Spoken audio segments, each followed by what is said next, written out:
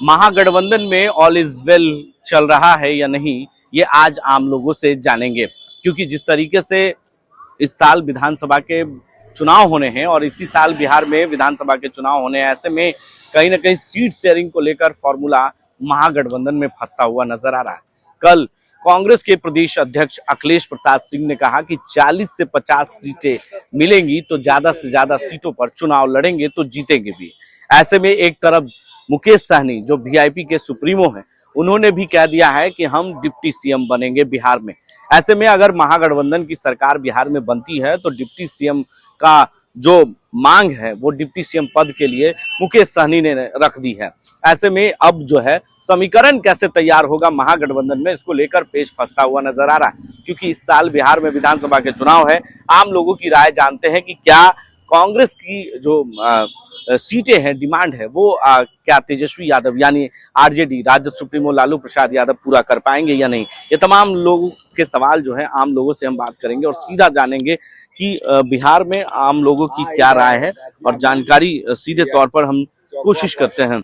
कांग्रेस कह रही है कि 50 से 60 सीटों पर चुनाव लड़ेंगे, 40 से 50 सीटों पर। एक तरफ मुकेश सहनी ने मांग कर दिया है कि हम डिप्टी सीएम पद लेंगे। इस बार विधानसभा के चुनाव हो रहे हैं बिहार में, तो क्या लगता है कि कांग्रेस जो डिमांड कर रही है, पार्टी उसका है महागठबंधन के वो लोग हैं, तो उन लोग के हम कहा जानेंगे कि वो लोग कहीं पर सीट पर लड़ेगा न लड़ेगा। वो आरजेडी जाने, कांग्रेस जाने, अब मुकेश सहनी जी जाने।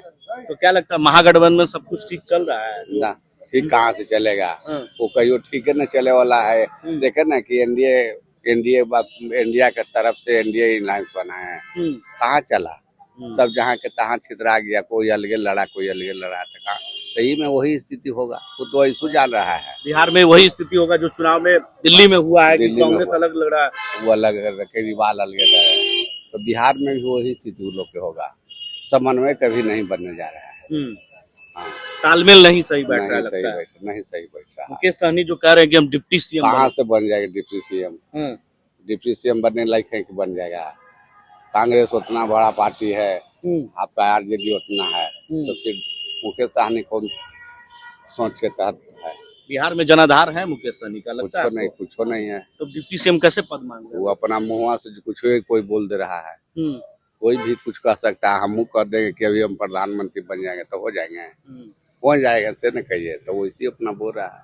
तो क्या लगता है कांग्रेस को कितना सीट देना चाहिए आरजेडी को? अभी हम उन लोग के दल के बाद महागठबंधन, तो हम कैसे कहें कि कितना देना चाहिए? आम लोगों की राय क्या है? लगता है कि कांग्रेस है तब उन लोग के समन्वय रहेगा, दोनों मिला के लड़ना चाहिए। क्या अब कांग्रेस जाने और आरजेडी के लोग जाने। महागठबंधन के अंदर सब कुछ ठीक चल रहा है, क्या लगता है? एक तरफ कांग्रेस जो कह रही है कि 40 से 50 सीट पर लड़ेंगे और मुकेश सहनी कह रहे हैं कि डिप्टी सीएम पद लेंगे, तो कैसे देखते हैं इन सब चीजों को? क्या लगता है कि महागठबंधन में ऑल इज वेल है सब कुछ? महागठबंधन में ऑल इज वेल नहीं है। महागठबंधन का स्थिति यहाँ पर और पहले से खराब होने जा रही है। फिर से नीतीश कुमार ही आएंगे। हाँ, क्या लगता है जिस तरीके से मुकेश सहनी कह रहे हैं कि हम डिप्टी सीएम पद लेंगे, कांग्रेस एक तरफ कह रही है 40 से 50 सीट पर लड़ेंगे, तो गठबंधन के अंदर जो चीजें हो रही है, एक तरफ आरजेडी भी ज्यादा से ज्यादा सीट पर लड़ेगी, तो देखिए महागठबंधन में अगर बेस वोट किसी के पास है, वोट का अगर है तो आरजेडी का है। न कांग्रेस का यहाँ पर कोई बेसिक है और न आपका इनका है सहनी जी का। ये लोग केवल आरजेडी के वोट बैंक से ही ये लोग अपने आप को चाह रहे हैं कि हम अपने आप को ज्यादा से ज्यादा सीट लेकर बनेंगे, क्योंकि इन लोग का अपना कोई वोट बैंक इतना ज्यादा नहीं है। कांग्रेस का तो कुछ है ही नहीं, सहनी जी का कुछ है भी, परंतु कांग्रेस का तो यहाँ पर कुछ है ही नहीं।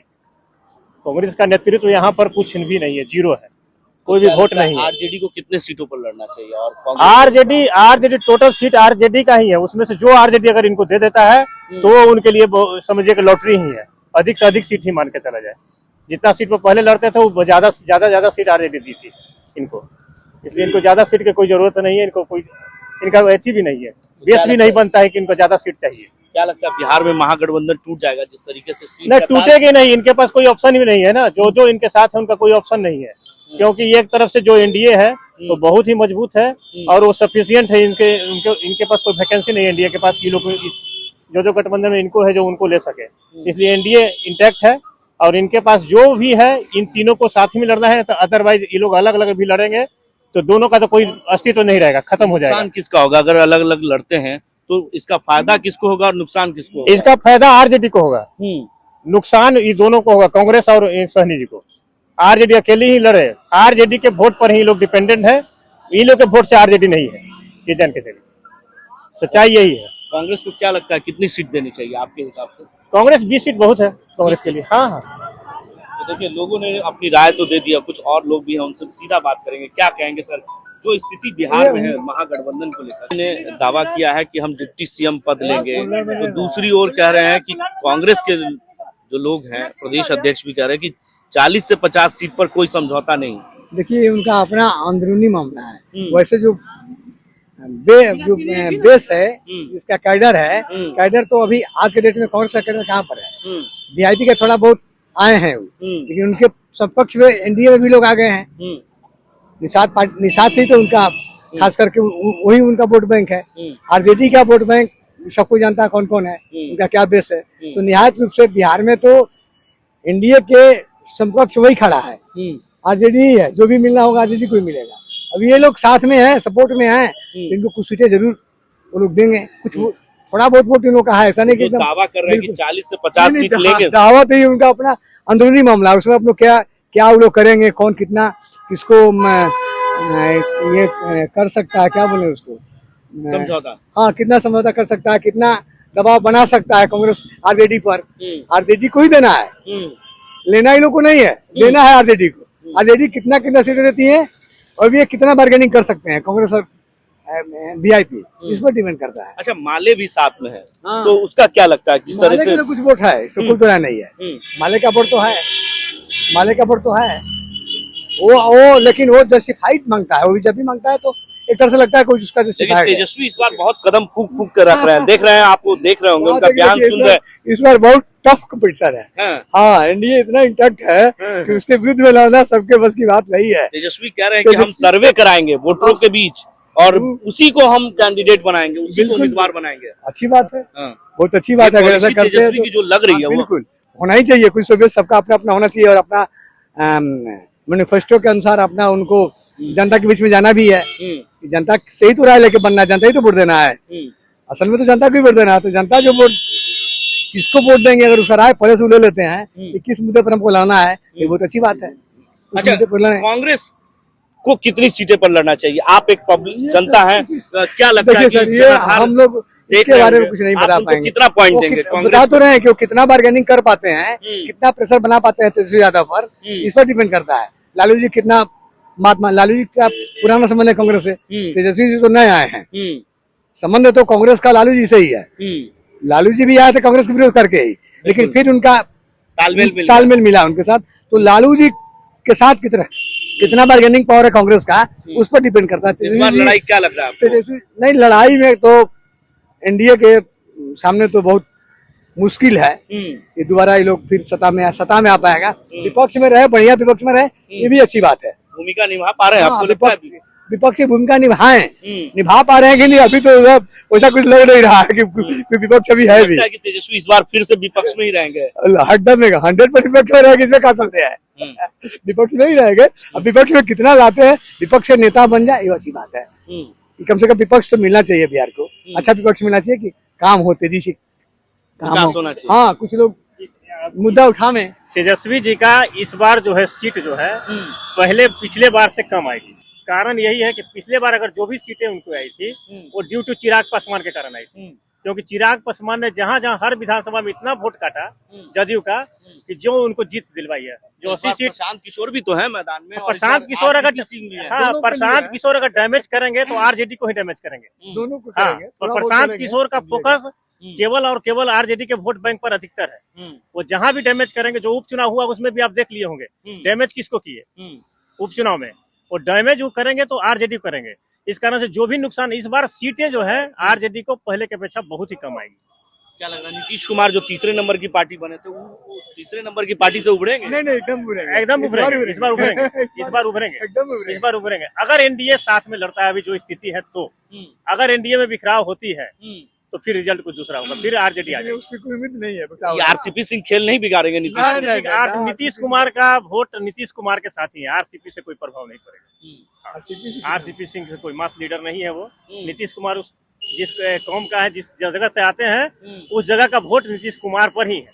आंख बंद करके ही उसका वोट उनको ही मिलना है, इसलिए उनका वोट 2-4 वोट कट जाए वो अलग कांग्रेस बात। को कितना सीट देंगे आप अगर आपको एक पब्लिक जनता के नाते देखिए, कांग्रेस कितनी पहले सीट- बहुत पहले हम लोग जो है ना कांग्रेस के ही सपोर्टर थे, लेकिन स्थितियां ऐसी बनी, परिस्थितियां ऐसी आई कि हम लोग वहां से छिटक गए। अब जहाँ आ गए हैं वहां से ये कहा पाना कि अब कांग्रेस को आप कितना जिताइएगा, क्या कीजिए, बड़ा मुश्किल आपकी है। अपेक्षा से कितना सीट देना चाहिए? उसमें हम लोग कुछ कमेंट नहीं करेंगे सर। चलिए कोई बात नहीं। और आप क्या कहेंगे सर, जिस तरीके से तालमेल लग रहा है कि महागठबंधन में सब कुछ ऑल इज वेल है, लग रहा है आपको? ऑल इज वेल तो खैर है, अब है कि नहीं है तो अंदरूनी बात है। वो तो पब्लिक बता नहीं सकती इसके बारे में कि क्या अंदरूनी बात है। लेकिन जहाँ तक सीट का सवाल हुआ तो आरजेडी जो है बड़ी पार्टी है।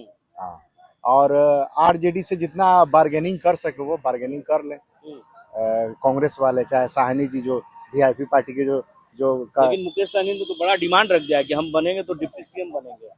अब ये तो अंदरूनी बात है उन लोगों का कि अब वो डिप्टी सीएम मांगे कि सीएम मांगे। अब पहले सीट का तो बंटवारा पहले कर ले सही से, पहले उतना नंबर ऑफ मेंबर तो आ जाए, उसके बाद ही ना होगा कि कौन सीएम बनेगा कौन डिप्टी सीएम बनेगा। तो क्या लगता है 40-50 का जो डिमांड कर रहे हैं वो 40-50 सीटें जीत पाएंगे? आपको लगता है कांग्रेस के ये जनाधार है बिहार में? ये तो बताना बहुत मुश्किल है। आप वोटर होने के नाते कैसे देखते हैं? हमको तो नहीं लगता है। कितनी सीटों पर लड़ना चाहिए उनको?